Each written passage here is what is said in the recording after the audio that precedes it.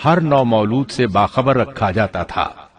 उन दिनों सैयदना मूसा अलैहिस्सलाम की वालिदा अपने हमल के इब्तिदाई दिनों में थीं। उन्होंने इस बात को छुपाए रखा और दाया का काम करने वाली औरतों से भी खुद को छुपाए रखा, यहां तक कि दर्द ज़ेह का वक्त आ पहुंचा और उन्होंने बच्चे को जन्म दिया। इस बारे में सिवाय करीबी लोगों के कोई नहीं जानता था। बच्चे की पैदाइश के बाद वो फिक्रमंद रहने लगी। हमल के दिनों में तो उन्होंने खुद को छुपा लिया था, अब बच्चे को कैसे छुपाएं? फिर भी अपनी पूरी कोशिश करती रहीं, यहां तक कि उनके पास अल्लाह का हुक्म आ गया। ये हुक्म अल्लाह ने उनके दिल में डाला था, यानी इल्का किया गया था। ये वो वही नहीं थी जो पैगंबरों पर आती है। सूरतुल कसस आयत 7 में है, और हमने मूसा की माँ को वही की कि इसे दूध पिलाती रह, और जब तुझे इसकी निस्बत कोई खौफ मालूम हो तो इसे दरिया में बहा देना, और कोई डर खौफ या रंज गम न करना। हम यकीनन इसे तेरी तरफ लौटाने वाले हैं और इसे अपने पैगंबरों में बनाने वाले हैं। मतलब ये था कि जब तफ्तीश और तहकीक शुरू हो या खतरात बढ़ जाएं तो इसे दरिया में डाल दें। इमाम अस्मई रहमतुल्लाह अलैह ने एक बच्ची को चंद अशार गुनगुनाते सुना तो कहने लगे, इन अशार में कितनी फसाहत है। उस बच्ची ने इनकी बात सुनकर कहा, अल्लाह ताला के इस फरमान के बाद कोई फसाहत बाकी नहीं रह गई। वअौहैना इला उम्मि मूसा अन अर्दिईह फइज़ा खिफ्ति अलैहि फअल्क़ीहि फिल यम्मि वला तख़ाफ़ी वला तहज़नी इन्ना राद्दूहु इलैकि वजाइलूहु मिनल मुरसलीन। इस आयत मुबारका में बैक वक्त दो खबरें, दो अहकाम, दो हुक्म इम्तिनाई और दो बशारतें हैं। यानी हमने मूसा की मां को वही की कि इसे दूध पिलाती रहे। ये दो खबरें हैं, और जब तुझे खौफ महसूस हो तो इसे दरिया में बहा दे। ये दो हुक्म हैं, कोई खौफ न खा और कोई गम न कर, ये दो इम्तिनाई हुक्म हैं। हम यकीनन इसे तेरी तरफ लौटाने वाले हैं और इसे अपने पैगंबरों में से एक पैगंबर बनाने वाले हैं। ये दो बशारतें हैं। और फिर वाकई तलाश शुरू हो गई। बनी इसराइल पर सख्ती की गई। मूसा अलैहिस्सलाम की मां ने अल्लाह के हुक्म के मुताबिक बच्चे को संदूक में रखा और दरिया में छोड़ दिया। साथ ही मूसा अलैहिस्सलाम की बहन से कहा, तू भी इसके पीछे पीछे चलती जा। चुनाचे वो दरियाए नील की मौजों में चले और उनकी बहन किनारे किनारे चली। अपने भाई की निगरानी करती जा रही है कि दरिया में डालने के बाद क्या बनता है। अल्लाह ताला सूरतुल कसस आयत 11 में फरमाते हैं, मूसा की वालिदा ने उनकी बहन से कहा, तू इसके पीछे पीछे जा। तो वो उसे दूर ही दूर से देखती रही और फिरौनियों को इसका इल्म भी न हुआ। संदूक बहता हुआ फिरौन के महल्लात के करीब आन ठहरा। महल्लात दरियाए नील के किनारे थे। अल्लाह ताला सूरतुल कसस में फरमाते हैं, आखिर फिरौन के आदमियों ने संदूक उठा लिया। आखिरकार यही बच्चा उनका दुश्मन हुआ और उनके रंज का बायस बना। अब वो इसकी भलाई चाह रहे हैं, लेकिन वही फिरौनियों के लिए वबाल जान बनने वाला था। अल्लाह सूरतुल कसस आयत 8 में फरमाते हैं, कुछ शक नहीं कि फिरौन और हामान और उनके लश्कर थे ही खताकार। फिरौन की बीवी ने फौरन पहचान लिया कि ये बच्चा बनी इसराइल में से है। चुनाचे उसने कहा, और फिरौन की बीवी ने कहा, ये तो मेरी और तेरी आंखों की ठंडक है, इसे कत्ल न करो। बहुत मुमकिन है ये हमें कोई फायदा पहुंचाए या हम इसे अपना बेटा ही बना लें। और ये लोग शऊर ही नहीं रखते थे। मतलब ये कि इस पूरे मामले में अल्लाह ताला की तदबीर से उन्हें आगाही नहीं थी। इस पर फिरौन ने कहा, ये सिर्फ तेरी आंखों की ठंडक है, मेरी नहीं। मैं नहीं चाहता बनी इसराइल का कोई बच्चा मेरी निगरानी में पले, लिहाजा ये सिर्फ तेरी ही आंखों की ठंडक है। इब्ने अब्बास रजी अल्लाह अन्हुमा फरमाते हैं, अगर फिरौन ये बात कह देता कि ये मेरी भी आंखों की ठंडक है तो अल्लाह ताला उसे हिदायत दे देता, लेकिन उसने यूं कहा, ये सिर्फ तेरी आंखों की ठंडक है, मेरी नहीं। और फिर हुआ भी यही। मूसा अलैहिस्सलाम آسیہ کی آنکھوں کی ٹھنڈک بن گئے، فرعون کی آنکھوں کی ٹھنڈک نہ بنے۔ اللہ تعالیٰ سورۃ القصص آیت 10 میں فرماتے ہیں، اور موسیٰ کی والدہ کا دل بے قرار ہو گیا، یعنی اس کا دل موسیٰ علیہ السلام کی یاد کے علاوہ دنیا کی ہر چیز سے خالی ہو گیا۔ ماں کی محبت اور ماں کے دل کا حال ذرا دیکھیے، مصیبت میں اس پر کیا گزرتی ہے۔ وہ مہربانی جو ماں کے دل میں ہوتی ہے، وہ محبت جو صرف اسی دل کا خاصہ ہے، ہم مردوں کی جماعت اس کیفیت کو نہیں جانتی جو مصیبت کے وقت ماں کے دل پر گزرتی ہے۔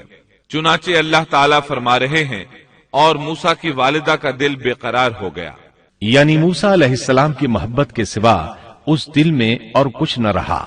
ہر وہ چیز جو اسے دنیا میں پیاری تھی موسیٰ کی محبت پر غالب نہ آ سکی، بس دل میں موسیٰ ہی موسیٰ تھے۔ اللہ تعالیٰ سورۃ القصص آیت 10 میں فرماتے ہیں، قریب تھیں کہ اس واقعے کو بالکل ظاہر کر دیتی اگر ہم ان کے دل کو ڈھارس نہ دے دیتے، یہ اس لیے کہ وہ یقین کرنے والوں میں رہے۔ اب دیکھیے اللہ تعالیٰ کے کام، ان کے نور چشم کو کس طرح ان کی طرف واپس لوٹایا۔ بچہ جب محل میں پہنچا تو اس نے دودھ کے لیے رونا شروع کر دیا۔ اس کے پاس دودھ پلانے والیاں لائی گئیں، لیکن بچے نے کسی عورت کا دودھ نہ پیا۔ آخر وہ بچے کو اٹھا کر باہر لائے۔ اللہ آیت 12 میں فرماتے ہیں، اور ان کے پہنچنے سے پہلے ہم نے موسیٰ پر دائیوں کا دودھ حرام کر دیا تھا۔ جو عورت بھی آپ کو دودھ پلانے کی کوشش کرتی ناکام ہو جاتی۔ اب ظاہر ہے یہ رکاوٹ تو اللہ تعالیٰ کی طرف سے تھی، کوئی دودھ پلانے میں کامیاب ہو بھی کیسے سکتی تھی۔ ادھر موسیٰ علیہ السلام کی بہن دور کھڑی یہ سب دیکھ رہی تھی۔ سورۃ القصص آیت 12 میں ہے، یہ کہنے لگیں، کیا میں تمہیں ایسا گھرانہ نہ بتاؤں جو اس بچے کی تمہارے لیے پرورش کرے اور ہوں بھی وہ اس بچے کے خیر خواہ۔ انہوں نے پوچھا، اے بچی تو کیسے جانتی ہے کہ وہ اس بچے کی خیر خواہی کریں گی؟ بچی نے جواب دیا، اس لیے کہ وہ ایک غریب گھرانہ ہے۔ جب انہیں معلوم ہوگا کہ یہ بچہ فرعون کے گھر سے آیا ہے تو انہیں انعام و اکرام ملنے کی امید رہے گی۔ اس گھر میں ایک نیک سیرت خاتون ہے، وہ اس بچے کو بخوشی دودھ پلانا قبول کرے گی۔ انہوں نے کہا، چلو ٹھیک ہے۔ چنانچہ آپ کی بہن انہیں گھر لے آئی۔ والدہ محترمہ نے بچے کو دودھ پلایا تو آپ نے فوراً دودھ پینا شروع کر دیا۔ سیدہ آسیہ نے ان کی طرف پیغام بھیجا کہ وہ محل میں آ جائے، اور جب تک بچہ دودھ پیتا رہے وہ اس کے پاس محل ہی میں رہے۔ لیکن موسیٰ علیہ السلام کی ماں نے انکار کر دیا۔ انہوں نے کہا، میرے اہل و عیال ہیں، میرے خاوند بھی ہیں، لہٰذا ان کے ہوتے ہوئے میں گھر نہیں چھوڑ سکتی۔ اب چونکہ بچے نے کسی اور کا دودھ پینا قبول نہیں کیا تھا، اس لیے وہ خود بچے کو لے کر آتے تھے۔ اس طرح موسیٰ علیہ السلام کی والدہ کا بے حد احترام ہونے لگا۔ فرعون کے ہر کارے تحفے تحائف ان کے گھر لانے لگے۔ اللہ تعالیٰ آیت 13 میں فرماتے ہیں، پس ہم نے اسے اس کی ماں کی طرف واپس پہنچایا تاکہ اس کی آنکھیں ٹھنڈی رہیں اور آزردہ خاطر نہ ہو، اور جان لے کہ اللہ کا وعدہ سچا ہے، لیکن اکثر لوگ نہیں جانتے۔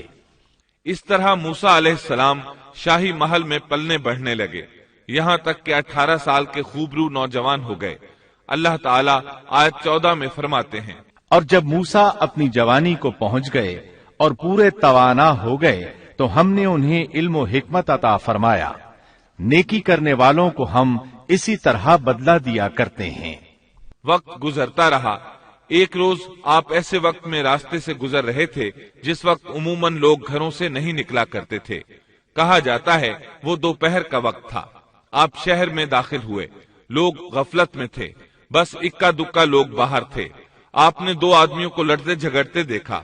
ان میں سے ایک بنی اسرائیل کا تھا، دوسرا فرعون کی قوم سے تھا، یعنی مصری تھا۔ آپ کی قوم والے نے اپنے دشمن کے خلاف آپ سے مدد مانگی۔ آپ کی حمیت نے جوش مارا۔ آپ نے دیکھا مصری اس کمزور اسرائیلی کو پکڑے ہوئے تھا۔ بس موسیٰ علیہ السلام نے آگے بڑھ کر مصری کی ٹھوڑی پر مکہ دے مارا۔ آپ کا مقصد تو بس اسرائیلی کی مدد کرنے کا تھا، لیکن موسیٰ علیہ السلام میں بہت قوت تھی، اس لیے ایک ہی مکہ لگنے سے مصری کا کام تمام ہو گیا۔ سورۃ القصص آیت 15 میں ہے، پس موسیٰ نے اس کے مکہ مارا جس سے وہ مر گیا۔ موسیٰ علیہ السلام کو بہت تعجب ہوا کہ یہ کیا ہو گیا۔ ان کا قتل کرنے کا تو کوئی ارادہ نہیں تھا۔ موسیٰ علیہ السلام نے فوراً کہا، یہ تو شیطانی کام ہے۔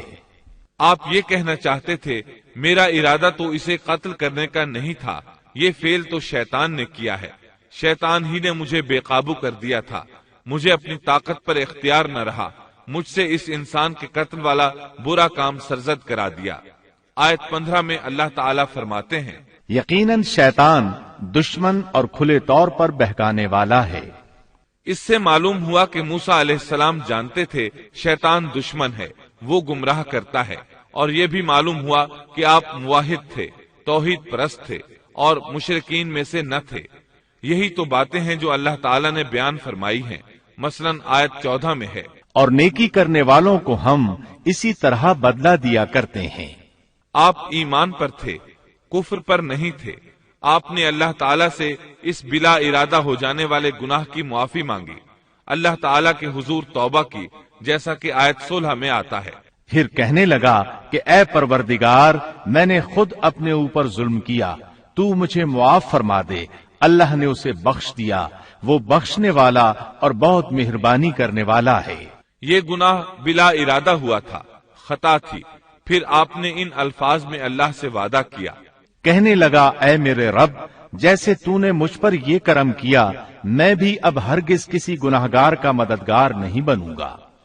آپ کا مطلب یہ تھا کہ باری تعالی آپ نے مجھے معافی دے کر مجھ پر کرم کیا، گویا آپ کو سمجھ آ گئی تھی